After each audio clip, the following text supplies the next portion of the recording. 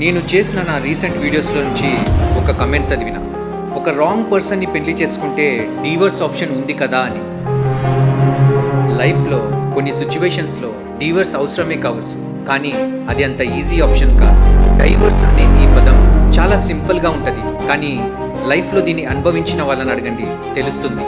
అది ఒక్కసారి సైన్ చేస్తే అయిపోయే ప్రాసెస్ కాదు.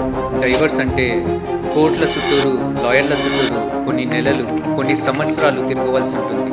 అది ఎంత మెంటల్ ప్రెషరో తెలుసా?